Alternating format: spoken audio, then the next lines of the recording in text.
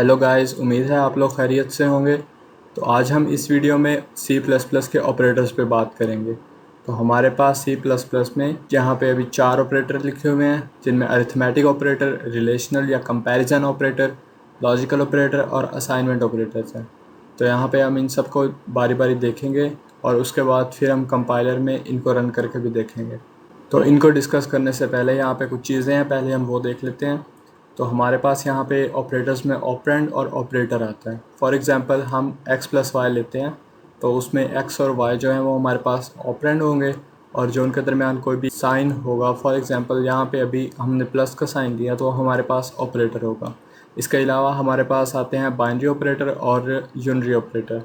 Unary operator वो होता है जो कि एक सिंगल ऑपरेंड पे काम कर रहा हो, जैसे कि हमारे पास यहाँ एग्जांपल में है +5 है, -3 है।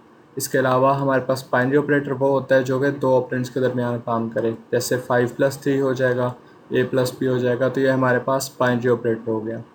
इसके बाद हम बात करते हैं अरिथमेटिक ऑपरेटर पे। अरिथमेटिक ऑपरेटर वो होता है जो कि एक simple basic mathematical calculation perform करने के लिए यूज़ होता है। हमारे पास आता है एडिशन, मल्टीप्लिकेशन, सब्ट्रैक्शन, डिवीजन और मॉड्यूलस वगैरह। तो मल्टीप्लिकेशन सिंपली हमें पता है दो वैल्यूज़ को मल्टीप्लाई करना। डिवीजन होता है एक नंबर को दूसरे पे डिवाइड करके जो क्वेश्चन में वैल्यू आए वो हमने लिखनी होती है। लेकिन मॉड्यूलस और डिवीजन में सिंपल सा फ़र्क ये है कि डिवीजन में हम क्वोशंट को ले लेते हैं, लेकिन मॉड्यूलस में हम रिमाइंडर को लेते हैं। इसके बाद हम बात करते हैं रिलेशनल ऑपरेटर। रिलेशनल ऑपरेटर दो वैल्यूज़ को कंपेयर करके हमें बुलियन में या कह लें हमें ट्रू और फॉल्स में रिजल्ट को होता है रिटर्न करता है। तो इसमें हमारे पास आ जाते हैं equal to, not equal to, greater than, less than, greater than equal to और लेस देन इक्वल टू। हमारे पास लॉजिकल ऑपरेटर है। लॉजिकल ऑपरेटर सिंपली हम कह सकते हैं कि वो दो वैल्यूज़ को लेता है या दो बुलियन एक्सप्रेशंस को ले लेता है, उनको आपस में कंपेयर करके हमें बुलियन में ही रिजल्ट को रिटर्न करता है। तो उसमें हमारे पास आ जाते हैं लॉजिकल एंड और नॉट। इनको रिप्रेजेंट भी ऐसे करते हैं, एंड को एंड और को डबल पाइप लगा के और नॉट को एक्सक्लेमेशन मार्क लगा के हम रिप्रेजेंट करते हैं।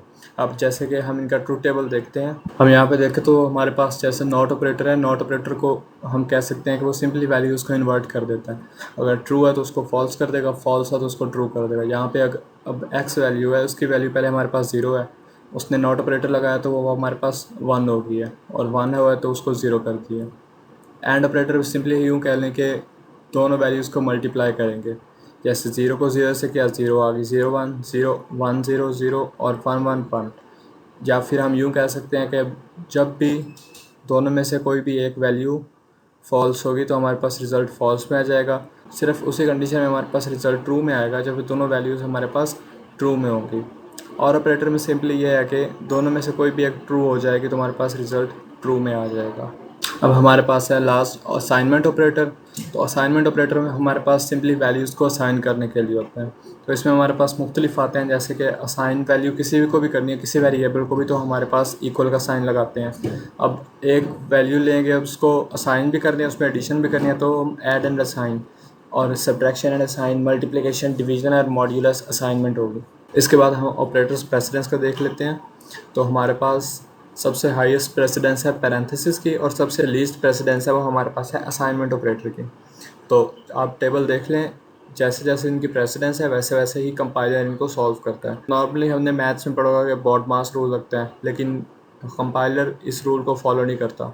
कंपाइलर इस टेबल को ही फॉलो करता है, पहले पैरेंथेसिस, दैन मल्टीप्लिकेशन, डिवीजन और मॉड्यूलस, उसके बाद एडिशन, सब्ट्रैक्शन, उसके बाद हमारे पास रिलेशनल ऑपरेटर आ जाते हैं, और ऐसे ही नीचे आते जाएंगे तो हमारे पास प्रेसिडेंस कम होती जाएगी। अब कंपाइलर में हम जाके सब ऑपरेटर्स को एक एक दफ़ा सॉल्व करके मैं आपको दिखा देता हूँ। तो यहाँ हम कंपाइलर में आ गए हैं। तो ये ऑलरेडी मैंने एक C++ की फ़ाइल ऑपरेटर्स पे बना के रख ली थी। तो ये हमारे पास हेडर फाइल, मेन फंक्शन, और ये हमारे पास कमेंट्स पे मैंने ये लिख दिया अरिथमेटिक ऑपरेटर के बारे में, आप बाद में पढ़ लीजिएगा। ये कोड मैं गिटहब पे अपलोड कर दूँगा, तो वहाँ से आप इसको देख सकते हैं। तो यहाँ पे मैंने सब ऑपरेटर्स के बारे में लिख दिया है। सम ऑपरेटर है, डिफरेंस है, प्रोडक्ट, डिवीजन। डिवीजन को मैंने यहाँ पे दोनों में लिख दिया है, इंटीजर और फ्लोट में, और उसके बाद मॉड्यूलस है। तो यहाँ पे मैं आपको कुछ चीज़ें बताता जाऊँ। सी आउट है ये हमारे पास वैल्यूज़ को आउटपुट में या रिटर्न में क्या दिखाने के लिए यूज़ होगा। सम हमारे पास एक वेरिएबल है, प्लस हमारे पास एक ऑपरेटर है, और 3 और 5 हमारे पास ऑपरेंड्स हैं। इसके बाद \n मैन एस्केप सीक्वेंस है, ये बस न्यू लाइन पे आपको ले जाने के लिए यूज़ होता है। या तो मैं \n यूज़ कर लेता हूँ या मैं एंडल यूज़ कर लेता हूँ, ये दोनों न्यू लाइन पे ले जाने के लिए यूज़ होते हैं। ये हमारे पास अरिथमेटिक ऑपरेटर्स का कोड है।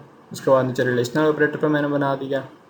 यहाँ पर मैंने बूल की वैल्यूज़ ले ली हैं। बूल इज़ इक्वल टू, ये हमारे पास इक्वल असाइनमेंट ऑपरेटर्स, और ये इक्वल इक्वल एक रिलेशनल ऑपरेटर है कि जब हमारे पास 5 अगर 3 के बराबर होता है तो हमारे पास जो वैल्यू है वो ट्रू में रिटर्न कर दो। अगर 5 3 के इक्वल नहीं होता तो हमें वैल्यू फॉल्स में रिटर्न कर दो। तो ये हमें फॉल्स में वैल्यू इसकी दे देगा। इसके बाद same is not equal to use होगा कि अगर 5 3 के बराबर नहीं है तो वैल्यू हमारे पास ट्रू में रिटर्न कर दो।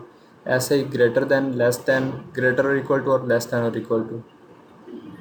नेक्स्ट हमारे पास लॉजिकल जो ऑपरेटर है, लॉजिकल ऑपरेटर में हमारे पास एंड, और ये हमारे पास नॉट ऑपरेटर यूज़ हुआ। तो हमारे पास ये हमने यहाँ पे इसको ले लिया, ट्रू है, ट्रू को हम 1 कंसीडर करेंगे, फॉल्स को हम 0 कंसीडर करेंगे। तो यहाँ पे एंड ऑपरेटर है, हमें पता है कि अगर दोनों में से कोई भी एक वैल्यू 0 हो जाए तो हमारे पास रिटर्न फॉल्स में ही आएगा। तो इसका आंसर फॉल्स में आ जाएगा। नेक्स्ट हम देखें रिज़ल्ट 2 पे, तो हमारे पास यहाँ पे और ऑपरेटर यूज़ हुआ है। और ऑपरेटर में ये है कि कोई भी एक वैल्यू ट्रू हो जाती है तो हमारे पास जो रिटर्न में आंसर आएगा वो हमारे पास ट्रू में ही आएगा। इसके बाद हमारे पास नॉट ट्रू है, नॉट ट्रू है तो इसको फॉल्स में इन्वर्ट कर देगा। नॉट ऑपरेटर की प्रॉपर्टी ही यही है।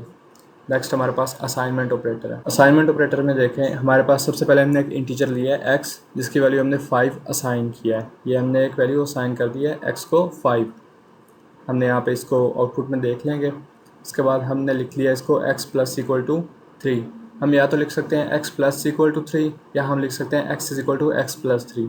दोनों को लिख सकते हैं, बात एक ही होगी इसमें। नेक्स्ट हमने x minus equal to 3, x static equal to 3। Next हमने यहाँ पे एक नया वेरिएबल ले लिया y के नाम से, जिसको हमने 6 की वैल्यू असाइन कर दी है। हम यहाँ पे y डिवाइडेड और इक्वल टू 3 या जिसको हम कहते हैं y is equal to Y divided by 3 कर सकते हैं। और यहाँ पे हमने एक और वेरिएबल ले लिया है g, जिसको हमने 8 की वैल्यू असाइन की है। और यहाँ पे हम z मॉड इक्वल टू 3 किया है, तो हमारे पास रिमाइंडर में जो वैल्यू है वो 2 आएगी, क्योंकि 3 2 ज़ार 6, और जो रिमाइंडर में वैल्यू है वो 2 बचती है, तो हमारे पास आंसर भी 2 आ जाएगा। तो अब हम इस कोड को रन करके देखते हैं हमारे पास जो आंसर आएगा। हम यहाँ पे आ जाते हैं सबसे ऊपर। तो हमारे पास जो सम है 5 और 3 का वो हमारे पास 8 आ गया। 5 3 का डिफरेंस हमारे पास 2 आ गया। 5 3 का प्रोडक्ट हमारे पास 15 आ गया। अब इंटीजर हमने लिया था क्वोशिएंट को, तो 3 डिवाइडेड बाई 5 हमारे पास 1 रिटर्न किया। अब इसी को हमने फ्लोट में लिया था तो 1.6 उसने रिटर्न किया। सेम हम नीचे देखें मॉड्यूलस है, तो मॉड्यूलस का 3 और 5 डिवाइडेड बाई 3 करेंगे तो हमारे पास 2 उसका मॉड आ जाएगा। नेक्स्ट हमारे पास रिलेशनल ऑपरेटर है। रिलेशनल ऑपरेटर में हम देख लेते हैं कि 5 3 के इक्वल नहीं है तो उसने फॉल्स यानी कि 0 रिटर्न किया। अब यहाँ पे हमारे पास 5 3 के इक्वल नहीं है तो उसने नॉट ऑपरेटर यूज़ किया हुआ है, तो वो हमें ट्रू में वैल्यू दे देगा। सेम ग्रेटर दैन है, लेस दैन है, लेस दैन इक्वल टू और greater than equal to. Next हमारे पास लॉजिकल ऑपरेटर्स हैं। लॉजिकल ऑपरेटर भी आपको यहाँ पे दिख रहे होंगे। रिज़ल्ट 0 फॉल्स, रिज़ल्ट 2 ट्रू और रिज़ल्ट 3 हमारे पास फिर फॉल्स आ जाएगा। पहले हमने x को जो वैल्यू असाइन की थी वो 5 थी, तो वहाँ पे हमने रिटर्न में उसकी वैल्यू 5 ले ली।